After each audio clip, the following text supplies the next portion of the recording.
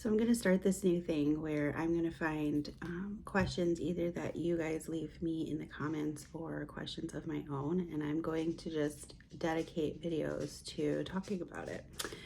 So the first one today is how do I structure our homeschool day? And I'm going to tell you all about how I came to structure our homeschool day.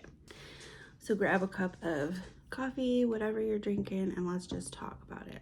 So when we first started homeschooling 5 years ago, it was a challenge because I had no idea what I was doing. So if you're new or you're going to want to homeschool, you're thinking about it, you're on the fence, or even if you're a seasoned homeschooler, this video is for you. In my opinion, you have to look at all angles here. Like, take a while in the beginning to just sit there and observe. Observe your daily flow, observe your routine. Find if your child is a morning person or not, because that could all depend on how you structure your day. If your child's a morning person, then you may find that getting up early and getting your work done first thing in the morning is what works best for your family, because that's when they're going to retain and be alert and ready to learn. So we are very much morning people. I wouldn't say that we're like crack of the dawn risers, but our attention is there more in the morning than it is in the evening. So we have always woken up at a decent hour and made sure that we got our school done. Obviously, we're able to get and be flexible if we have other things going on or events or plans. But that was the first thing that I had to do, is kind of just sit back and observe. And I had that because I was already a stay-at-home mom with her. So I could kind of already see where that was going. Next I had to discover, okay, do we need breaks within our homeschool day, or can we just get it all done and knock it all out? Well, I thought by adding snacks and things like that would help with our structure in our day and to keep things flowing a little bit better. But I came to realize that my kid is one of those kids that dives right in and wants to get it done. She wants to tackle everything first thing in the morning so that she has her freedom later in the afternoon. And at first I was like, she doesn't like school. She just wants to get it over with. But in a sense, I'm kind of that way too. We have these like internal checklists and we want to check the boxes so that we can say we're done and we can move on to something else. We don't like open-ended, like not knowing that routine and structure is there before we can move on to something else. So you have to observe your child. Is your child the super structured kind of person, or are they more laid back? Would they want to start in the morning and shift into the afternoon later after lunch, doing other things? So we're able to do that, but we have to plan for it.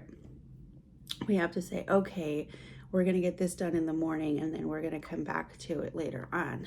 So it's all about the ebb and flow. It's all about figuring out what your family's flow is and how your children react to it. You have to take into consideration that if they're not in the right mindset, they're not going to learn. So if you're going to force them to do school at, say, after dinner, and they're not, like, they're bouncing off the walls because they're coming down for the day and ready to go to bed, like, that might not be the best time to homeschool them. You have to really take into consideration their needs other than just your own, for your teaching needs, to really benefit your homeschool life.